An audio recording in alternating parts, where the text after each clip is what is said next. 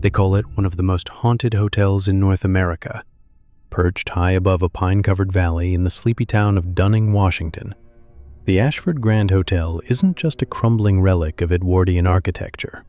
It's a magnet for ghost hunters, skeptics, and the unlucky few who decide to stay the night. But behind the elegant balconies and ivy-choked stone walls lies a legacy of madness, medical cruelty, and something older than the building itself. Some stories come to you in whispers, others you live through them. But before we meet the person who dared to spend a night in room 313, let's look at why this place has such a chilling reputation. The Ashford Grand opened in 1906, envisioned as a luxury health resort nestled in the wilderness of the Pacific Northwest. Wealthy patients came seeking fresh air, mineral springs, and spiritual healing. It boasted towering arches, marble floors, and an elegant conservatory filled with exotic plants shipped from Europe. For a while, it was a symbol of serenity. Then came the fires. Twice, between 1911 and 1918, large sections of the building burned, but were quietly rebuilt. No official cause was ever released. Some workers claimed strange blue flames erupted from beneath the boiler room. One man died, others quit without collecting pay. After that, the hotel struggled. In 1934, it was sold to Dr. Julian Maris, a well-known but controversial figure in fringe medicine. He renamed it the Maris Institute for Restorative Treatment. Dr. Maris claimed that mental illness, cancer, and other chronic conditions could be treated through a regimen of magnetic realignment and deep brain heat therapy. Dozens of patients were admitted under promises of miraculous recovery. Very few ever left. By the early 1940s, rumors of patient abuse and experimental procedures led to an investigation, but Maris vanished before charges could be filed. Some say he disappeared into the woods. Others believe he never left the property at all. In 1981, hikers discovered a mass grave behind the property. Human remains, most without headstones. Some skeletons were found bound. Many were never identified. To this day, guests claim to see figures standing on balconies that no longer exist, hear voices echoing through the closed-off wings, and witness lights flickering on in the abandoned upper floor where Maris allegedly lived. And then there's room 313. It's not listed on the hotel map. Staff won't talk about it. There's no record of it ever being renovated. But every so often, someone checks in, and they don't always check out. My name is Alex Foster. I run a small, independent YouTube channel that focuses on haunted locations. Not the flashy, overproduced kind with jump scares and screaming hosts, but slow, methodical investigations. I film alone, no production crew, no night vision gimmicks. Just me, my camera, and the stories left behind in abandoned walls. I've visited countless sites, an asylum in Pennsylvania, an old mining tunnel in Nevada, a lighthouse off the coast of Maine. Each one had its myths, and each one gave me something to debunk. Flickering lights, bad wiring. Voices, usually wind. Cold spots, simple drafts. That's what I believed. What I wanted to believe. So, when one of my longtime subscribers challenged me to visit the Ashford Grand Hotel, I shrugged it off at first. It was overdone, I thought, a tourist trap. But then I read more, about the Maris Institute for Restorative Treatment, about the unmarked rooms, about 313. That number stuck with me.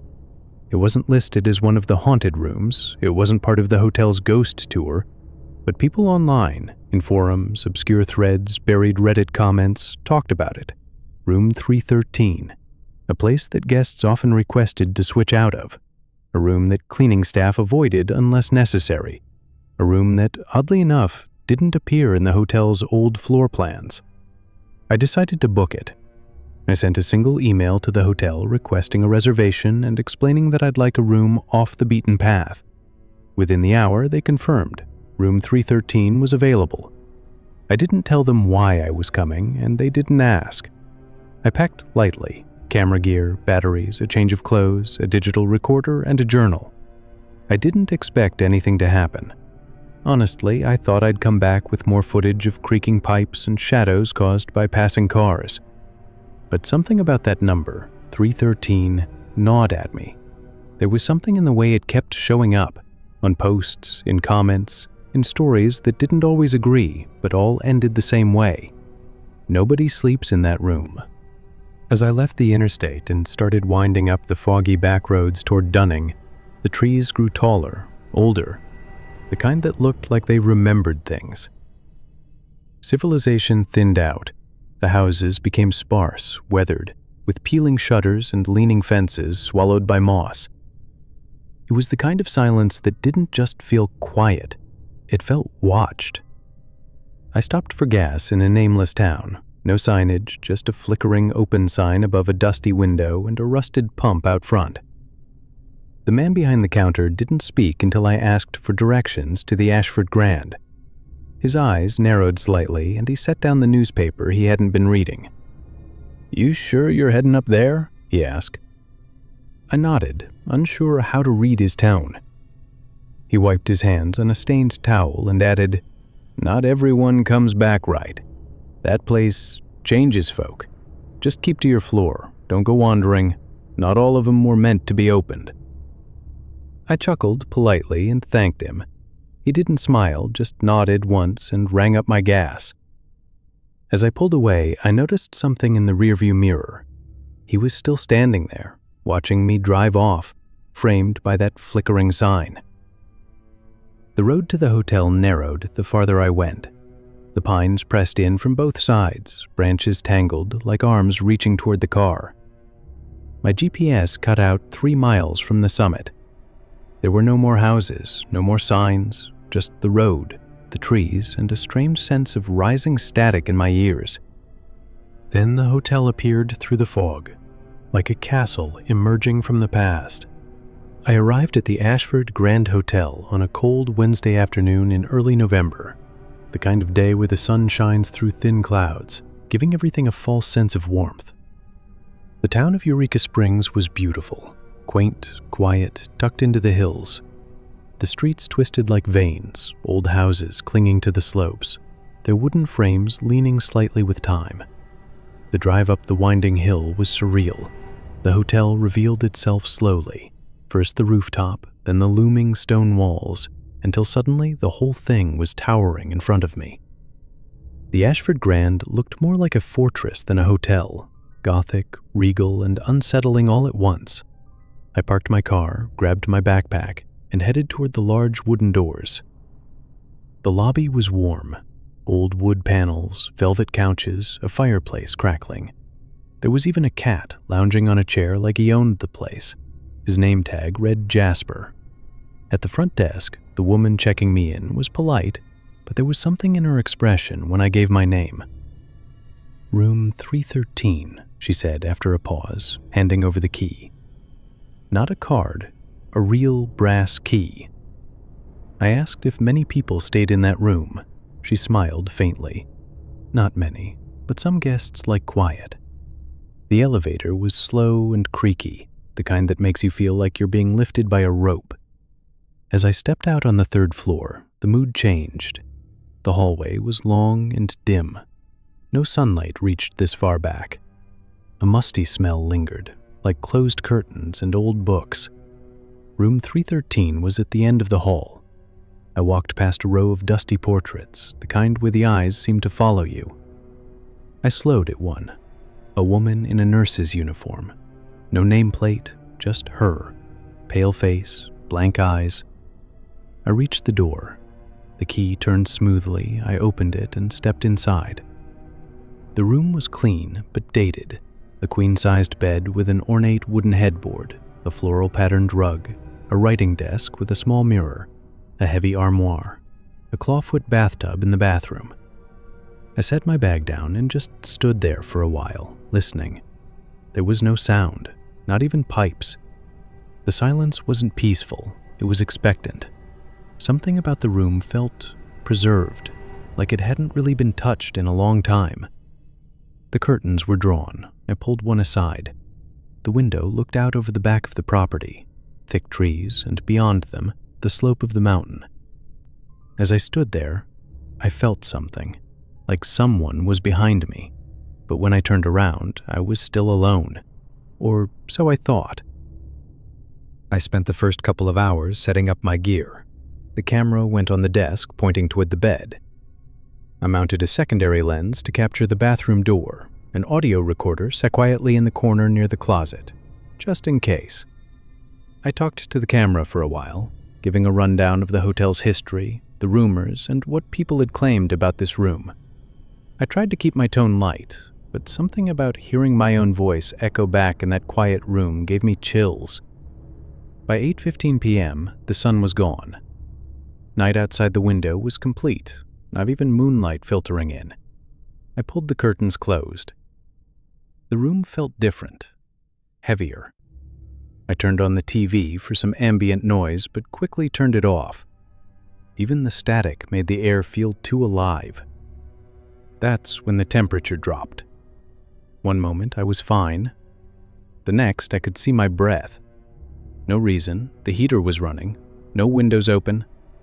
I checked the thermostat. It read 71, but I swear it felt closer to 45. Then, the bathroom light turned on by itself. I froze. Slowly, I crossed the room and peered into the bathroom. Nothing. Empty. The mirror, however, was fogged. Not from heat, not from water, just fogged. And on it, slowly appearing, were 3 words. Get out now. I wiped it clean with a towel, checked behind the shower curtain, opened the bathroom closet. Nothing. I returned to the bed. I tried to laugh, to dismiss it.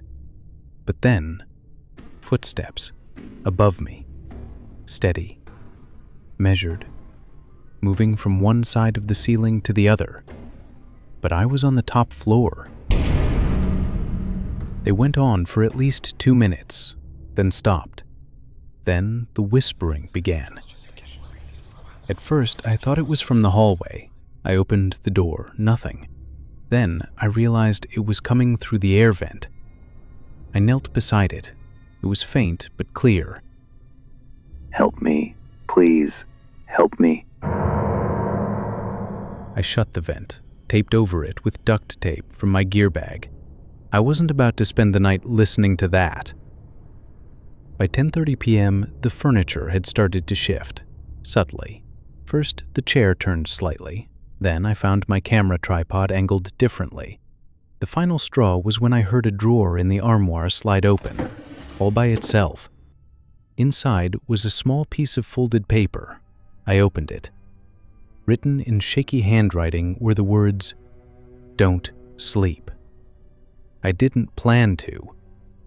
And then, at exactly 2:46 a.m., I woke up to find the mirror fogged again, and this time the message said, "You shouldn't have come."